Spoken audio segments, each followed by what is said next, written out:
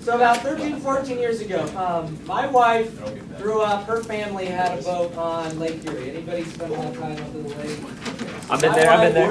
My wife's family had a boat in a marina on the lake, so pretty much every weekend, from late spring to early fall, when she was a kid, they'd drive up to the lake, spend the weekend on the lake. So it was spring a while ago, and she kind of had this itch. I wanted to go up to the lake. She missed being up at the lake, so she said, you know, can we go up and spend a weekend at the lake? Make sure that's fine. So she said, can we take Tim and Michelle, two good friends?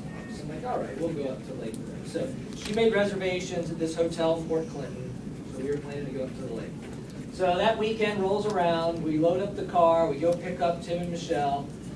Since my wife, her family takes these crazy back roads to the lake, like none of them have street signs, so she drove, and so she and Michelle were up front talking, Tim and I were in the back talking. So we're, I don't know, probably like half an hour down the road, and Tim and I find on the floor in the back seat of the car this pamphlet. So we pick it up, start looking at it. This pamphlet is about a murder mystery weekend. So have any of you ever gone to a murder mystery theater? I mean, I've heard about it. Basically, what murder mystery theater is usually it's around an eating event, or a weekend. It's around all the time you have a meal, and there will be a cast of characters who will put on this show around you, where you're actually part of the show, and somebody dies. And there's clues presented as part of the show, but there's a lot of improv with it. And then at the end of the production, you try and solve the mystery. So Tim and I are reading through this, and we're thinking, my God, who'd want to go to this? This looks like it wouldn't be any fun. So, yeah. And then we keep reading, and we're like, wow, it's happening this weekend. And then we read a little further and go, it's happening at the same hotel that we're going to this weekend. So we start asking our wives questions. And they're giving us really evasive answers until they finally admit to us that we are, in fact, going to the lake for a murder mystery weekend. Right? And our wives know us really, really well because they know two things about us. One, we would never, ever, ever agree to go to a murder mystery weekend under no circumstances. Ever. But they also know that we are such cheapskates that once money has been put down on an activity, that we will not forfeit the money, no matter what. The money trumps the don't go to the murder mystery weekend. So they knew they had us. They had us. So we were not very happy about this, but we're going to make the best of it. Now, as we keep reading through the pamphlet, it even says, it was the theme of it, every murder mystery, whatever, has some sort of theme. This theme was a high school class reunion that is occurring in the 50s. And so at the end of the brochure, it talks about how they encourage the participants to dress into the role of the situation. And so some of our other questions, we found out that they had actually brought clothes for us to wear.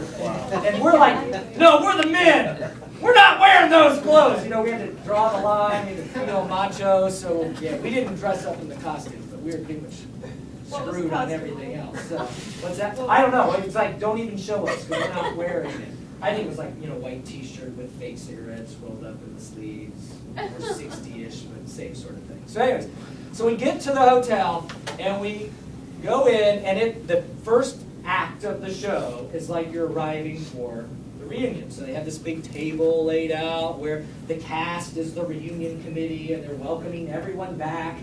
I don't remember what they called the high school, so we're going to call it Rydell High for all the greasers out there. So they're like, you know, welcome back to Rydell and all this stuff. And so you have to go sign in. And when you go to sign in, they had somebody filling out a name tag. You had to tell what your name was, what year did you graduate from, what were you involved in while you were a student at Rydell High. So my wife goes first, and she likes this kind of thing. So her name is Shelley, but she's like, my name's Buffy.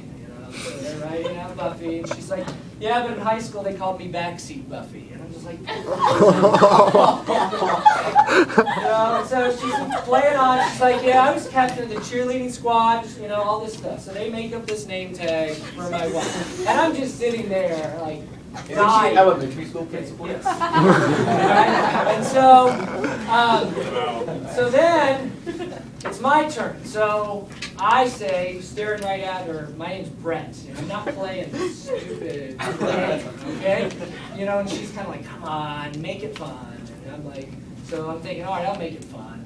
I was president of the math club. And she's like, come on, you have to say that, you know? So anyway, so this kid fills out my name tag, and he gives it to me, and I scanned it into the presentation so you can see it. All right, so this was my name tag.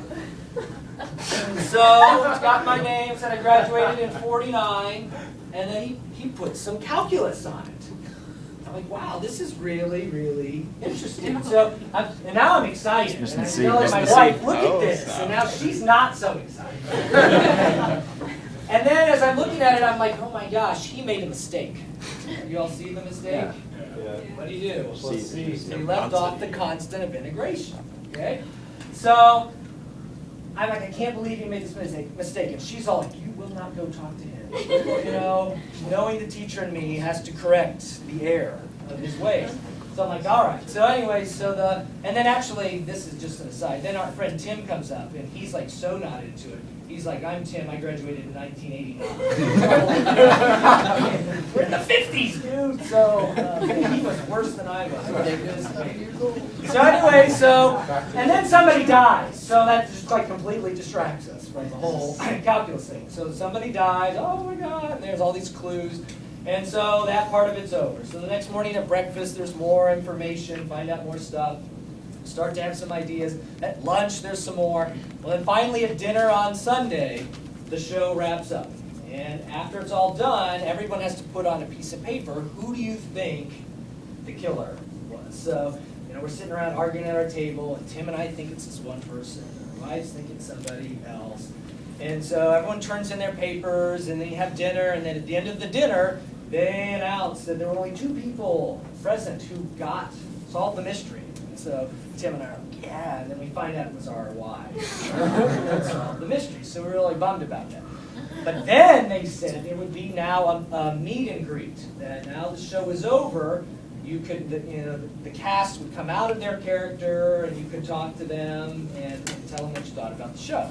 So I start getting really excited, and my wife is like, you will not go talk to him. And I'm like, I'm just going to go talk to him. She's like, don't say anything about the mistake. And I'm like, I won't say anything about the mistake. So I think I was the first person into the meet and greet room. And I was talking to this guy, and like, you know, how did you know calculus, all this stuff? And it turns out he was a college student at the University of Toledo.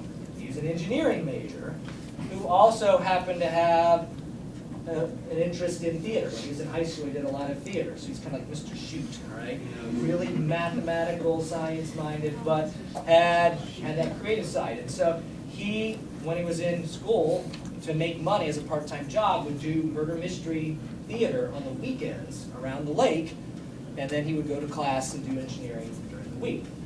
So I'm like, well, that's really cool. So I told him who I was and what I did, and then he's like, you won't believe this. After I made out your name tag, I realized that I made a mistake. And I was like, I know! I was so excited. I was like, I saw it too! And he's like, yeah, I can't believe it. I'm like, my students do that all the time! So we really bonded, really strong at that point. And then my wife was probably cowering in the corner. I cannot believe he's doing this to me. So, but anyways, the end of our story, there's 2 morals to this particular story, all right? The one is, you never, ever know when you're going to use calculus. There is no way that kid thought when he was coming to that show that weekend that all of that other stuff would happen related to the job that he was doing. So that's a good side benefit, all right? But the main moral of the story is don't ever, ever, ever forget plus C. Now, ironically enough, first period, I told the story, I gave them a practice problem. The very first person who told me the answer to the very first problem forgot the plus C. I'm like, how does that happen? I mean, seriously. Anytime you do an indefinite interval, you should be thinking Murder Mystery Weekend plus C. I mean, it should come out naturally. It should just be there from now on, right? Okay. All right. Well, we'll see.